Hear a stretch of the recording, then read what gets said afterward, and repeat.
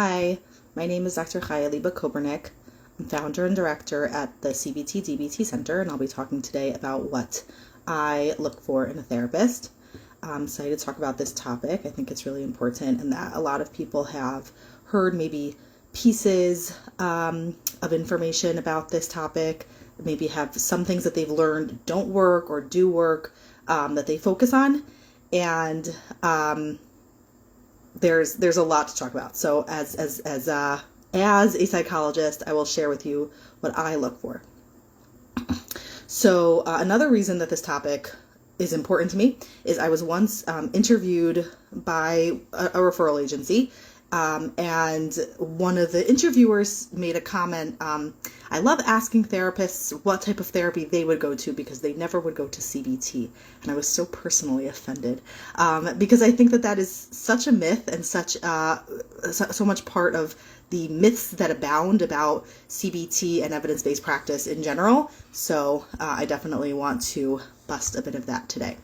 So really, the answer to this question is that it depends on the problem. There's not going to be one solution for this issue. Depending on what the issue is going to depend on what you're going to be looking for. Sometimes the problem is actually a mental health problem.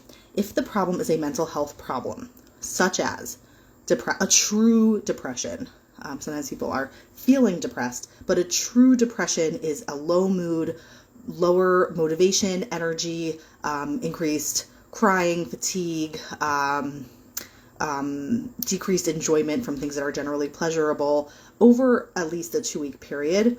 That's like my brief summary of that. But a true depression is going to be really it's going to be part of my cluster of actual mental health problems that we might want to consider certain types of treatment for. Okay. True PTSD, post-traumatic stress disorder, which is a certain collection of symptoms in response to a traumatic event defined in a particular way.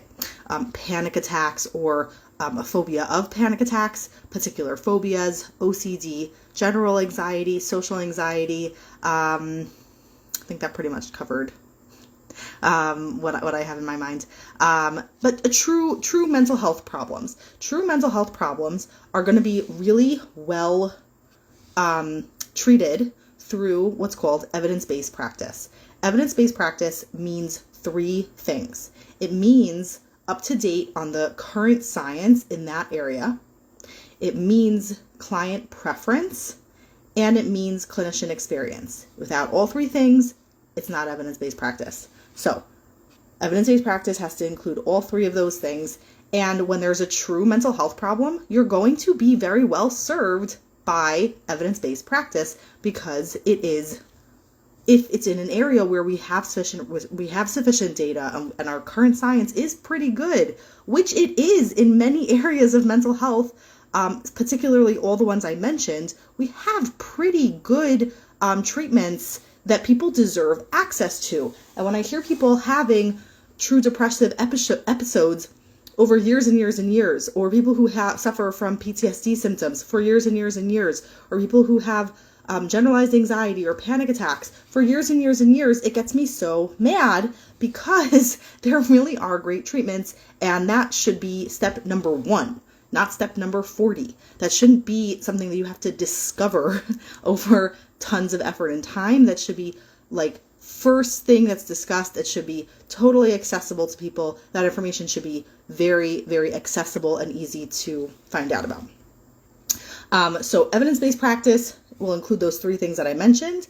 It should also include assessment. It should include where we're looking from day 1, where are you actually holding? What's going on now? We actually want to assess for symptoms. And then we want to continue to assess with time because guess what? We don't want you to just say on a day, like, I feel like this is helping. I want to actually know that this is helping. I want to know that even if there are still things that are hard, that the actual problems that we came in for are getting better. And guess what? If they're not getting better, then I want them to be addressed in a different way because clearly we misunderstood the assessment. We're missing information. This is just new information and we want to move with that new information. So assessment is there in order to guide us to use treatment well and to know when things are working or not working. We also, this is, I think, a typical one, is people are told to look for somebody who's licensed, look for somebody with sufficient experience, or blah, blah, blah, blah, blah. Yes, that's true. And what does that mean? First of all, we don't want to go to somebody who is unlicensed, unprofessional, not trained, using one thing they learned. They read something that inspired them once, and now they coach people based on that one thing. No, that's not a great idea. And licensure does not equal professional or safe or good. Or effective. That doesn't mean it. That doesn't mean that. It means that that means that they went through sufficient training to be eligible for licensure, and it means that there's a licensure board that you can complain to if there's a problem. So there's a certain level that's being kind of like babysat over there, and that is valuable. And put it in perspective. So it doesn't mean that they're good or that they're effective. It means what it means. It means that they did enough schooling to qualify for that licensure, and it means that there's a licensure board that's not a nice word, but that babysits them. That means that they can't do whatever, because you could complain to that board and they could theoretically lose their license. So that is something over a licensed professional's head that hopefully holds them to a higher bar. And that is important, very important, sometimes as like a foundational piece, particularly when we're talking about a mental health problem with somebody who's vulnerable, who's struggling with a mental health issue. It will be wise and helpful to at least have the bar of licensure. And if we want to actually get effective, and this is where I hear a lot of things I think go amiss within the FROMA community, is that we really trust people who other people in the community trust. And so maybe takes us longer to trust somebody just based on licensure, and we'll more trust somebody based on like anecdotal information. So I heard from my neighbor that her son did so well with whoever, and therefore I'm going to trust that person. That is useful information, but also it's one story. So I want to kind of take multiple pieces of information into account. Another really important piece of information besides for licensure is what kind of training have they been through. If they have a social work degree, period, then that means that they had 2 years of schooling, and what kind of schooling did they get? And what did they learn in that schooling? What did they learn in their internships? Let's think critically about that in terms of their ability to help me with my problem. If they had training beyond that, what was that training like? What did they actually learn there that's going to be able to be a benefit to me? And this is requiring understanding already of what we need. So again, right now I'm still in the category of mental health problems. When it's a mental health problem, I'm going to want a mental health professional who actually has training and experience to provide this type of treatment.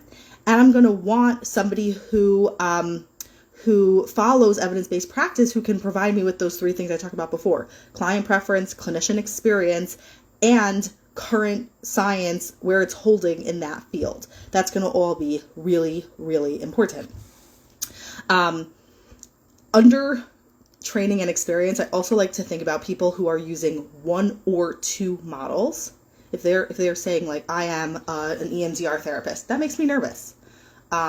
Because if you're really an expert in treating this particular problem, you're probably going to, like I said before, there's clinical experience and client preference are going to weigh out that this treatment model is going to be the only model that's going to be effective for everybody facing that issue. So you're probably going to have a few tools in your toolbox to address the clients who are coming to you, and therefore the people who are using one or two models only are probably not going to be able to fully address a complicated mental health problem. And if they're using their own model, like they say, this is what I like. If it's about me and it's not about the model or the training, then that also makes me suspicious, because it can't be that this one therapist is so unique, and like all the therapists over how many years that therapy's been around, that they've come up with such an amazing something that nobody's ever come up with, that makes me nervous and suspicious also. So that's all that I have to say under the topic of people who are struggling with their mental health, who want help treating a mental health problem. Those are the different things to look for. Somebody who's using evidence-based practice, who is regularly assessing and and checking in on on how something is working or not working, collecting new data based on how you're responding to treatment, that things should be getting better. Like, things should be getting better, and if they're not, that's suspicious. People who have who have schooling and licensure as like a foundational piece, yeah, that's really important. And what's their training and experience? What models are they trained to use? I said the word complicated mental health. I meant mental health problems are complicated. And they don't have to be so complicated if you go to somebody who's qualified to treat them, who understands how to treat mental health problems, as opposed to like people who maybe took a 6-month course in something, or sometimes a 6-week course in something. That makes me really nervous, because you know what? Mental health is super treatable. Mental health problems are very treatable, and mental health problems are super treatable, and you have to understand how to treat them actually. It's different than finding spiritual fulfillment or things like that, which we'll talk about. Okay. Separately from that, there's moving through challenges. We go through challenges in our lives, and we deserve everything we need to move through them. And there are many different things that can be helpful in moving through challenges. And some things that I've encountered personally of what I've wanted in moving through challenges is sometimes I want a space holder, somebody who can protect the space of handling this challenge, who can own a space for me to handle that challenge, who can say like, hey, you deserve, and here is the container for where this happens or where this gets focused on. And that's very valuable to me. The other thing that's been valuable to me is building a support network, and a strong support network for different areas of challenge in my life. And I don't love when therapists become support networks, because that's not a really sustainable model, in my opinion. I don't think it's very sustainable to have a therapist be your support network ongoingly. Therapists are, imagine if a medical doctor, like a primary physician, was your support network, and then when you need somebody, they need to be there. That's probably not super realistic or sustainable. That's kind of how sometimes we're using therapy, and I don't think that's a fantastic model. I think that therapists would do a better job if they would support their clients in building effective support networks. So some support networks I've built are particularly around with family, with friends, but also with different values that I have. So things that are important to me, like therapy is a big part of my life. It's a lot of what I do, and having the people who I can rely on, who I trust, who understand my philosophies and my values basically within therapy, having those people is really valuable for me. And other areas of my life where I have other values, it's important to me to have those support networks available. So building that out and having that for yourself is really important and really valuable. Another category that I've identified in terms of like when people are looking for therapists, what they're looking for, is growth. So when we're looking for growth, people oftentimes do go to therapists for this. I think that is okay if the client is clear about that and the therapist is clear about that. As long as both the client and therapist are clear that their goals for treatment are growth, and that the therapist is equipped to support that, and the client wants to be working on that and nothing else, then I think that that's fantastic and phenomenal, and I'm like very happy about that existing. And when either party is not clear about that, I think that's extremely unfair. So I think that can be an effective space, that it can be effective for therapists to support people in growth over time, and therapists and clients need to be clear about their ability to do that and their desire to do that. I, in my own growth, have typically sought out leaders as mentors for different areas of growth in my life. So when I've had different areas that I wanted to grow in or work on or get stronger in, I've sought out people who I respect as leaders in those areas for my own growth in those areas. That's what I personally value and personally have done. And then so this is to wrap up on then I'll start with answering questions to wrap up on my perspective on what I look for in a therapist. Currently, I work with an art therapist. And the reason I chose to do that is because I wanted a space holder for a particular topic. I wanted somebody who would hold space for this topic in my life, that I would have a particular space where I go and work on that, focus on that thing. I also wanted to work through several different media on this topic. So I didn't want to just use talking. I wanted to also, or just use, or there's multiple ways to use talking, but within talking, I also wanted to use movement and creativity within my work on this topic. That's particularly why I sought out this type of a therapist. Given also like the severity of what I had been through, I thought that would be particularly important to me. And I also still have several mentors within the areas that I value, that I'm working on, that I'm growing in, who help me move through to achieve higher ground in those areas. So that's valuable to me. Okay, so now I'm moving in to answer some questions that were sent in. So the first question is, for someone who doesn't know much about the details of therapy, how can they discern if someone is qualified to be their therapist? And is there a real concern of getting a therapist who isn't cut out for the job? As long as you're going to somebody licensed, I don't think that you're at risk of getting massively harmed as long as you're keeping your eyes open. Generally speaking, people are getting, people want to help other people. They go to school, they get trained, they get licensed, and they have a licensure board, like I said, kind of hanging over their head, holding them responsible. So that all, I don't think that you're majorly at risk by going to a therapist of getting harmed. And it is entirely possible that you won't necessarily get helped. And because of that, it's really valuable to work with a referral agency or with somebody who's familiar with a group of therapists or more than one therapist in order to find somebody who's appropriate, because they'll help be able to screen out who would be a good fit. You also do need to be able to listen to yourself and what's working for you and what's not working for you. So another question that was sent in was, how many sessions do I give it to determine if it's a good fit or not? That's really hard for me to give a particular number, but if I had to give a number, I would say probably 6 sessions is what I would guess, because typically when people start to already suspect they don't want to continue, I find it's too early. So very often it's like after 1 session or 2 sessions when they didn't really finish asking what's bothering them. If something's bothering you, bring it up. The therapist probably has a way of talking about it with you or explaining it to you in a way where you could actually move through it. And if you leave too early, I think there's a good chance you're going to hit the same problem with the next therapist and be frustrated. So I think it's worth it to discuss it with the therapist and hear what they have to say. I think 6 sessions give you sufficient time to sense if they've identified the problem, if you agree with their identification of the problem, and if you agree with their plan for dealing with the problem. So I think that's a fair shot. So another question that was sent in is, typically people recommend finding referrals or recommendations from other professionals or from agencies. Okay, that's like what I just said.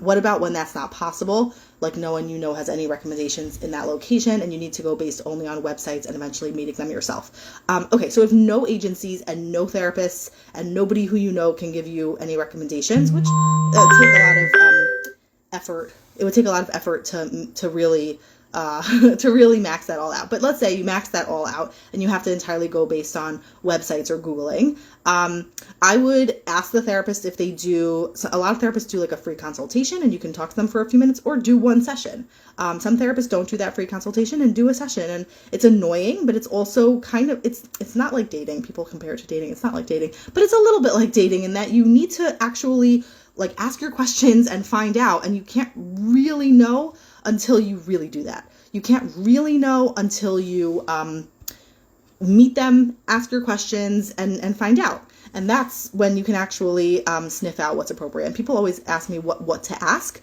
when you're meeting a new therapist. I would ask questions about, like, where did you go to school?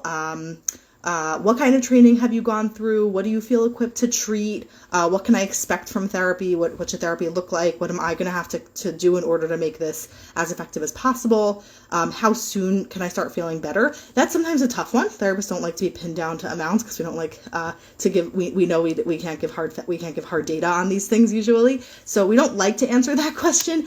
And I will answer honestly, like in my range of experience, this is typically what I see for this kind of issue, typically what I see for this kind of issue, something in some kind of range. They should be able to give you some answer like that. So that's what I would do in terms of that. Thoughts on a therapist that's a different gender than you. So sometimes that can be valuable. If you're frum, I think that it's definitely worth a conversation with your rabbi about it, just to determine if that's what you want to do. I think it also can potentially introduce unnecessary something that's unnecessary. That's unnecessary, that you don't need to have to deal with a different gender therapist and like the power differential or the experience of being with a different gender, that what that introduces into therapy can be complicated and can be an unnecessary part of the therapy experience. If we can find somebody within our same gender, if we're really struggling to, then it's for sure worth a conversation. And if we're working with somebody of the same gender multiple times and experiencing something related to gender that's difficult for us, definitely worth a conversation with a rabbi and potentially with a referral agency or a case manager or with a therapist to figure out if that would be more effective. And sometimes it could be more effective. I think that usually it's not necessarily going to make or break it. What if you like what you see in your therapist, and after working together for some time, you start seeing new things that get in the way of your therapy, and it's things you don't like? I would bring it up with the therapist and discuss it. And sometimes people, I find personally that people have had different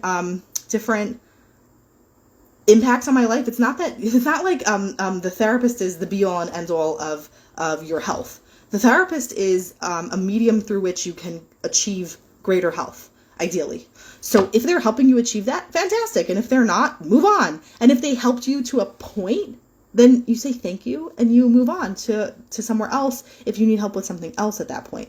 And that goes back to what I said before about growth with working with leaders. I have found that people have helped me in different areas, and then at some point it wasn't helpful anymore, and that's totally okay. That doesn't discount all the help that they offered me and that they gave me. That just means now that they brought me to a different place, which is fantastic.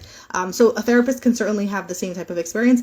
And first, I would always discuss it with the therapist, because you might be surprised. Somebody just sent in, I left a therapist after 3 sessions. They seemed nervous and inexperienced. I wasn't comfortable with that, and I think I knew enough to know it wasn't a fit. Relationship is the most important part of therapy. I think relationship is I don't like when people say that relationship is the most important part, because I think that's a little bit overselling it. I think that relationship is the foundational piece, meaning you're probably not going to be able to do good work with somebody you don't trust or you don't like. That's going to make it really, really hard. So you kind of have to have a decent relationship to work off of. But the relationship itself is often not going to be the mechanism of change. The mechanism of change is often going to be other things.